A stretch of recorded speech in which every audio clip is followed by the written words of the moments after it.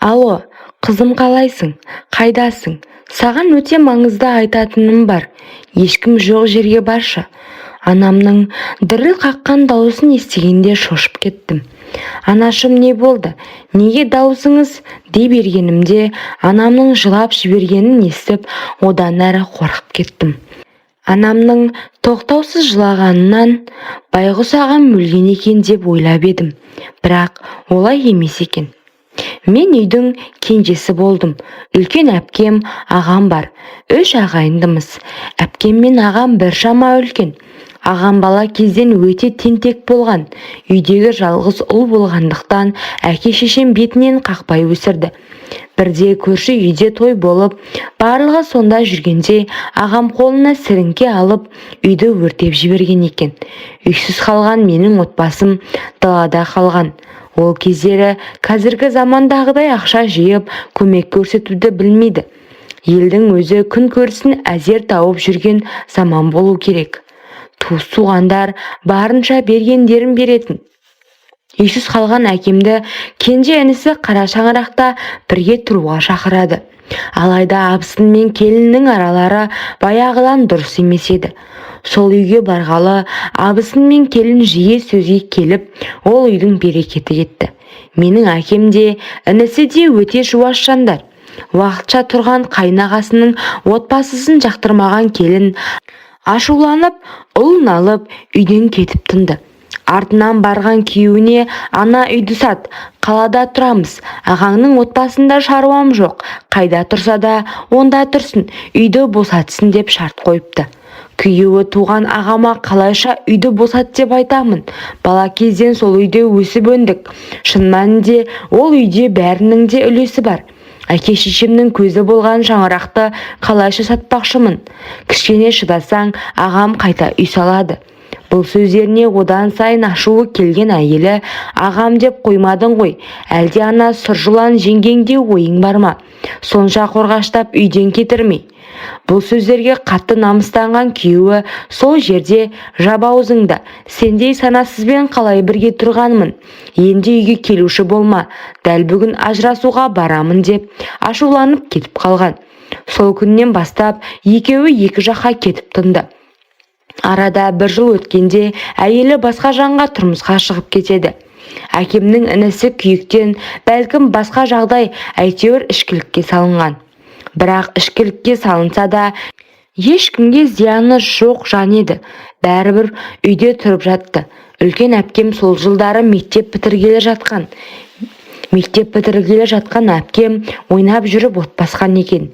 Жүктілігін білген анам қызын әбден таяқтап ойлана келе, бұл жағдайды қайнысына жала жауып, осы бір қара шаңырақты мәңгілікке иелік еткісі келді. Ол кездері әкем жұмысынан қысқарып, малшы болып үйдің бетін көрмейтін болған. Бұл шаңырақта әкемнің інісі ара-тұра арақ ішіп келеді. Көп аса ағасы екеуі малды бірге бағып жүрген. Сондай сәтті пайдаланған менің анам өз қызын ішіп келген қайнысы жатқан бөлмеге кіргізіп, қасына жартылай ашып жатқызып қойған. Сосын айқай шығарып, көрші келем еститіндей еткен. Байғұс қыз амалсыз анасының айтқанын істеуге мәжбүр, өйткені іші білініп қалған еді. Жүзі қара, сорлы басым-ай, не жаздым Аллаға, өз қарындасын қорлаған азғын. Әлі де есін жиып үлгермеген қайнынысы ештеңені түсінер емес. Жартылай шешінген қарындасын көргенде шошып кетті. Мен бұлай жасамадым. Мен айқайдан жиналған көршілерге менің анам мына азғын осы уақытқа дейін қызымды қорлап келіпті. Айқайлап жылап, адамдардың одан әрі аяушылық сезімі мен ашуын туғызған. Көрші еркектер жазықсыз әкемнің інісін әбден соққыға жығып, милицияға ұстатыпты. Тергеу тексеру басталмай жатып, байғұс ағам мұндай жалаға шыдай алмай өзіне қол салған. Немесе милициялардың соққысынан өлді мекен. Әйтеуір жұмбақ өлім орын алып іс жабылыпты. Ағасының жағдайын ойлап, отбасынан бас тартқан әкемнің інісі 30-дан енді ғана асқан уақытта бұл өмірмен ерте қоштасты. Бәрінен де жазықсыз, ауыр айыпты арқалап, өмірден озған естіген туыстары менің әпкем мен анамды жек көріп араласпай кетті. Әкем байғұс күйіктен, ішкіліктен көз ашпай, соңы бауырдан ауруға шалдығып, 1 жылға жетпей інісінің жанына барды. Міне солай анам 3 баламен жесір қалды. Осы бір қара шаңырақ үшін бір емес 2 адамның басын жұтқан анам кінәлі ме, әлде әпкем кінәлі ме? Жесір қалған менің анамды, жүзі қара әпкемді көрген адамдардың бірі аяушылықпен қараса, енді бірі жек көрінішпен қарайтын. Арада айлар өтіп, әпкем үйде босанып алды.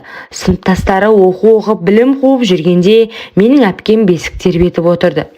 Жә, оны қойшы, 1 бала тудым, енді тыныш жүрейін деген әпкем жоқ. Қайта әдетіне басып, көзін қысқан еркектің астынан табылып жүрді. Сол кезден бастап туыстар біздің отбасымыздан толық теріс айналды.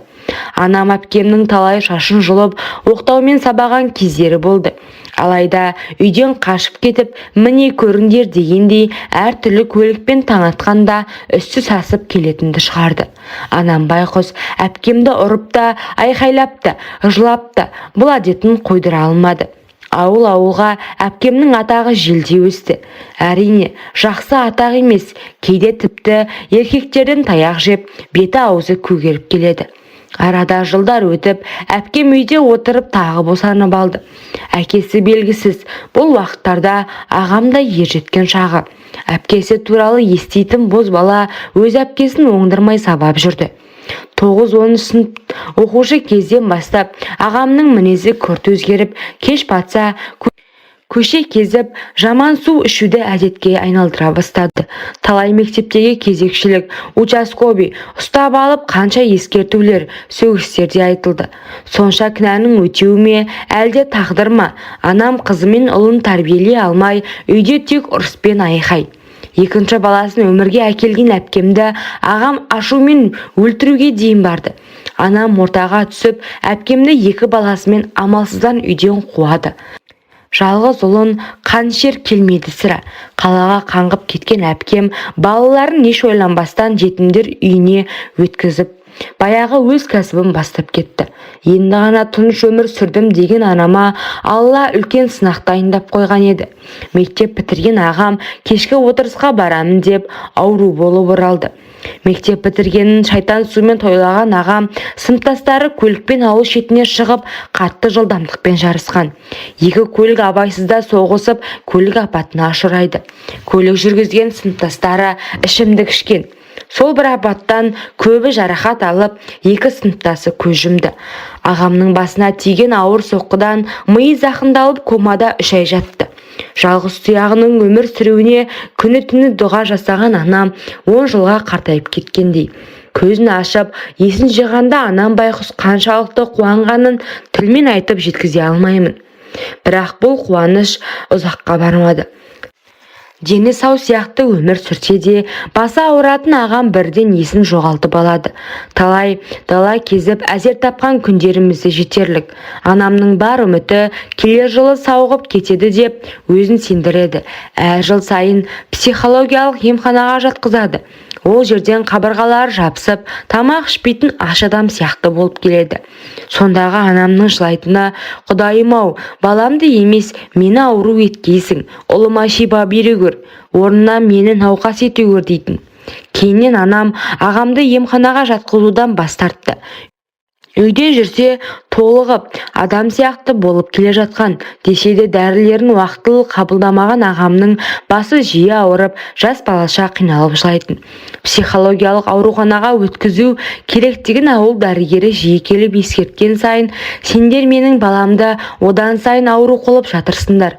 Ұлымды өзім емдеп аламын. Үйден топ-толық болып барып, ауруханадан қабырғаларынан санап аларлықтай болып келеді. Жалғыз тұяғымды сендер өлтіріп тынасыңдар, ешқайда жібермеймін деп ауыл дәрігерін үйден қуып шыққан. Одан кейін күндерде ауыл емханасына менің ағама қаншама жолдама келді. Анам ол жолдаманың бәрін өртеп жіберетін. Ал ағамның жағдайы күннен күнге өзгерді. Бұтына жіберіп қояды. Одан онысын үйдің қабырғасына жағады. Шай ішетін кеселерге кіші дәретін толтырып қоятынды шығарды. Талай ұшынып, ауырып қалған сәттерім аз болмады. Десе де анамның көңілінен аса алмай, артық сөз айта алмадым. Арада қанша жыл Өйтсе де ағамның беті бері қарамады. Құжат жинап, мемлекеттен жәрдемақы алатын болды. Өйткені басындағы зақымдалған миға қатысты ауруы орнына келмеді. Бәлкім ауруханада жатқанда емделер ме еді. Ағамның қатарластары үйленіп, балалы болғанда менің байғұс ағам үй қамағында ауру болды да қалды. Бұл қайтыс болған ағамның көз жасы екен. Әпкемнің де жағдайы мәз емес. Қойшының қатыны болған. Десе де түрінен түр қалмаған. Бақытсыз екенін сұрамай-ақ білуге болады. Киген киімдерін көрсеңіз, ол киімді көшедегі қаңғып жүрген қаңғыбастар да кимейтін шығар. Сол өмірін таңдаған өзінен көрсін дегім-ақ келеді. Әттең, бір анадан туған бауырымыз ғой.